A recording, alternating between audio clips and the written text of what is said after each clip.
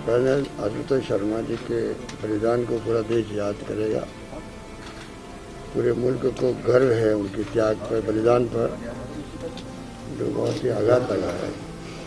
उनको इस दुख को सहन करने की ईश्वर को शक्ति दी।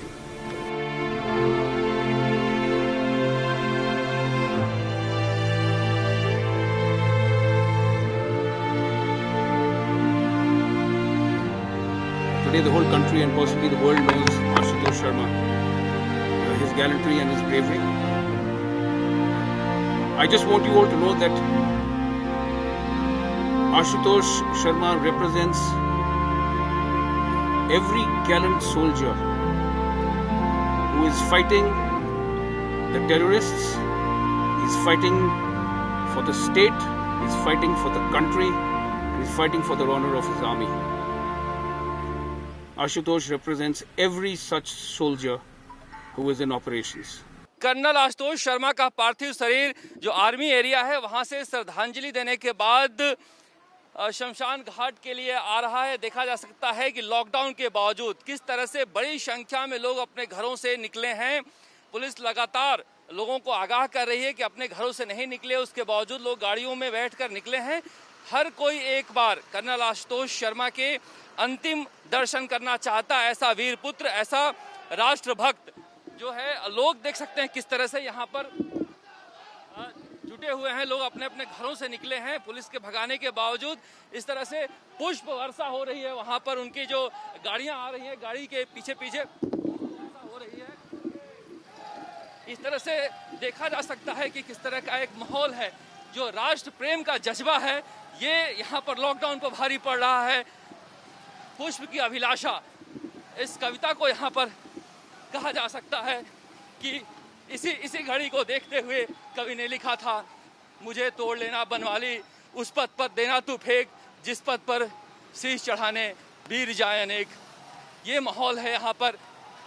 जिस तरह का लोग अपने घरों से बाहर निकले हैं, अब देश के लाडले आशुतोष शर्मा का अंतिम दर्शन कर लेना चाहते हैं। यही एक राष्ट्र प्रेम का जज्बा है जिसके जरिए हमारे सेना के जवान इस तरह से सरहदों पर मुकाबला कर रहे हैं।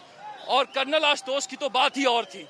उनकी पत्नी ने जब उनका पार्थिव शरीर शमशान घाट के लिए रवाना हो रहा था, उस वक्त मुस्कुराते हुए कहा कि कर्नल आशुतोष के लिए इससे अच्छी मौत हो नहीं सकती थी। वो इसी तरह की मौत चाहते थे और भगवान ने उन्हें इसी तरह की मौत दी है। तो एक तरह से कहा जा सकता है कि कर्नल आशुतोष को लॉकडाउन और कोरोना की वजह से जो पाबंदियां थी वो भी नहीं रोक पाई है। लोग अपने घरों से बाहर निकले हैं और इस तरह से नारेबाजी कर रहे हैं, कर्नल आशुतोष के लिए नारे लगा रहे हैं। ये एक जज्बा है हमारे देश के लोगों में कर्नल आशुतोष के लिए, जिसकी वजह से हम महफूज हैं। कर्नल आशुतोष जैसे सैनिक ही हैं जिनकी बदौलत हम आज महफूज है। देख ले, देश के दुश्मन देख ले कि कितना जज्बा है देश के लोगों में। हमारे जो आर्मी के अधिकारी है यहाँ पर अपन कंधे पर उठाकर शमशान घाट की तरफ उनके पार्थिव शरीर को लेकर जा रहे हैं। यही एक चीज है जिसकी वजह से हमें गर्व महसूस होता है। और इनकी पत्नी पल्लवी शर्मा ने भी कहा कि इससे अच्छी कोई मौत नहीं हो सकती थी जो आशुतोष को मिली है। वो जीवन भर यही कहते थे कि मैं ऐसे ही मौत चाहता हूं। जिस तरह से बहादुरी के साथ उन्होंने मुकाबला किया है दुश्मनों का, अपने आप में एक दिलचस्प वाकया है जो लोगों को सुनाया जाएगा कि 2-2 बार सेना मेडल उनको मिला। आतंकियों को दांत खट्टे करने के लिए उनका एक इतिहास रहा है। झपट्टा मारकर ग्रेनेड को फेंक देते थे। इस तरह के साहसी कारनामे यहाँ पर सुनाए जा रहे हैं। कर्नल आशुतोष शर्मा के इस तरह के साहसी कारनामे उनके सुनाए जा रहे हैं। इनके भाई बता रहे थे पीयूष शर्मा कि कोई दूसरा शख्स होता तो शायद सेना में न जाता। बचपन से एक इच्छा थी सेना में जाने की। बार बार लिखित परीक्षा पास करने के बाद इंटरव्यू नहीं पास कर पा रहे थे, मगर उसके बावजूद 12 बार उन्होंने कोशिश की सेना में जाने की। वही एक जज्बा था जिसकी बदौलत ये सेना में गए और इसी जज्बे की बदौलत से शहादत उन्हें मिली है। ये शहादत हर किसी को नसीब नहीं होता। ये गर्व का पल भारत माता के एक सपूत के लिए, जिन्होंने जीवन भर अपने इसी तरह की इच्छा जताई, जैसा कि उनकी पत्नी ने कहा था। आशुतोष शर्मा दुश्मनों के दांत खट्टे करने के लिए जाने जाने वाला एक जाबाज, जिसकी अंतिम विदाई की यहां पर तैयारी की जा रही है। 2 बार सेना मेडल जिनको मिला था, उनके व्हाट्सएप स्टेटस में अभी तक लिखा हुआ है, मुझे आजमाने की कोशिश मत करना, मैं हवाओं का रुख मोड़ देता हूं। निश्चित रूप से हवाओं का रुख मोड़ने वाला ये जाबाज है, जिसके यहाँ पर अंतिम विदाई दी जा रही है। शमशान घाट पर ये सेना के जवान हैं जो सलामी दे रहे हैं।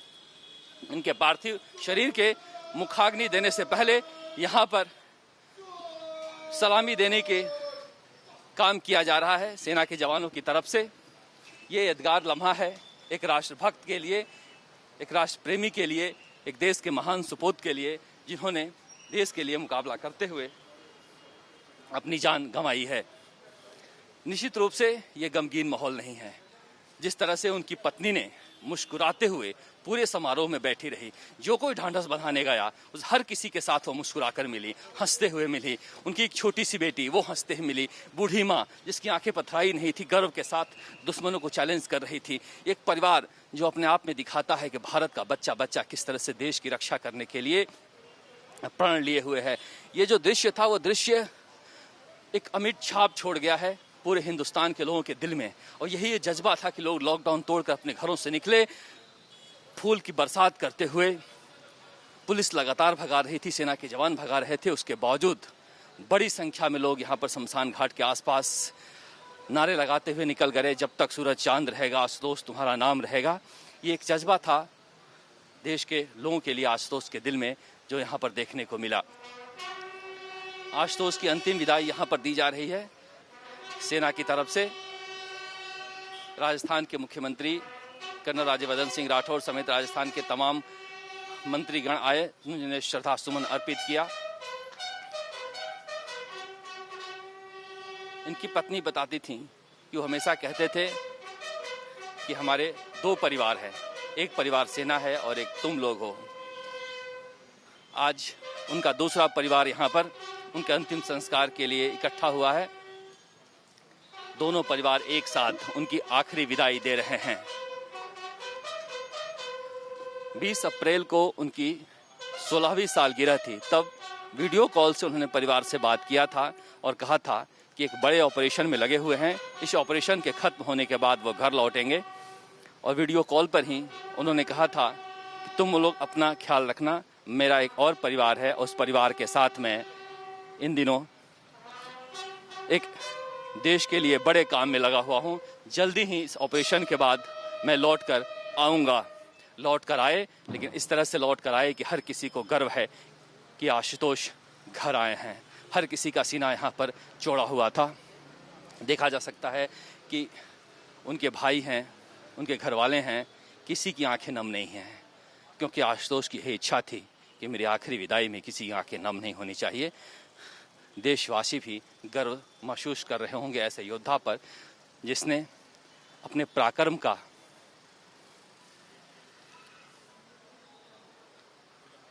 प्रदर्शन करते हुए देश के लिए जान की बाजी लगा दी। हौसलों से दुश्मनों को परास्त करने की पुरानी कहानी थी आशुतोष की। कहते हैं इनके भाई पीयूष शर्मा बताते हैं कि जब भी वो फ़ोन पर बात करते थे वो यही बताते थे कि हम किस तरह से आतंकियों के ऑपरेशन में लगे हुए हैं। एक बड़ी बात जो आशुतोष शर्मा के बारे में उनके भाई ने बताया, उनका एक मानवीय पक्ष था।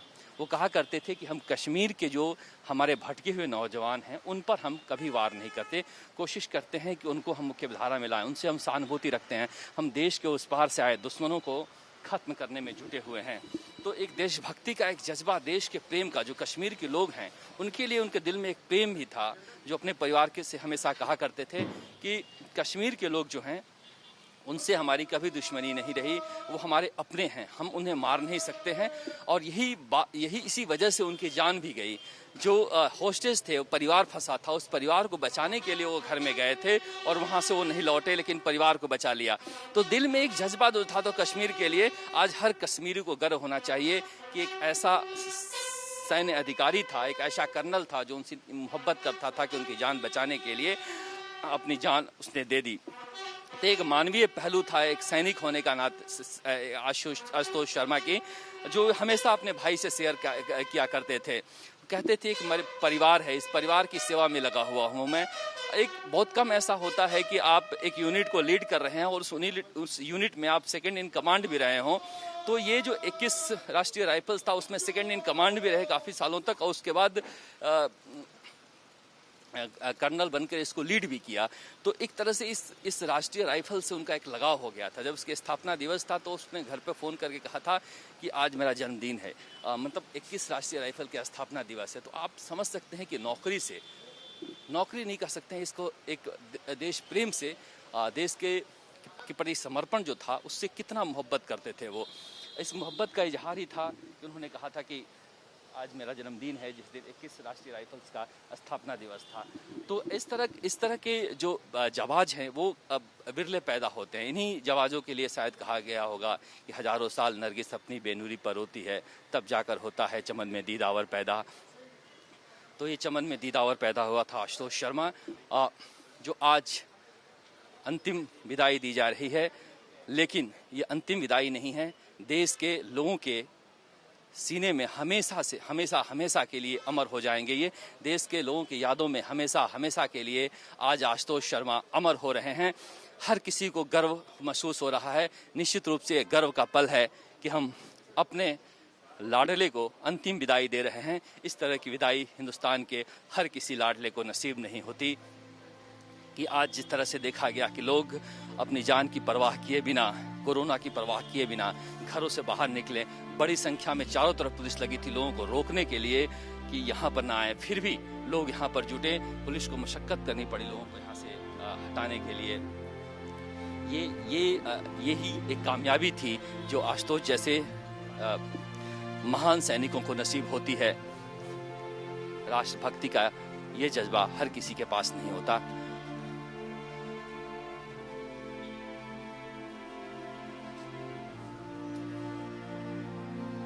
तिरंगे में लिपटा हुआ शरीर शमशान घाट तक पहुंचा। अब तिरंगे को यहाँ से उनके शरीर से हटाया गया है और जो कमान के प्रमुख हैं उन्हें सौंपा जा रहा है। कमान के जो प्रमुख हैं वो देखिए, ये काफी भावुक होना पल, लेकिन किस तरह से मुस्कुरा के हंस के उनकी पत्नी इस तिरंगे को हाथ में ले रही हैं। निश्चित रूप से गर्व करने वाला पल है, बेहद बेहद गर्व करने वाला पल है कि किस तरह से देश की एक बेटी हंसकर तिरंगे को हाथ में ले रही है। उनके पति जो तिरंगा में लिपटा हुआ था, अब उनके शरीर को यहाँ पर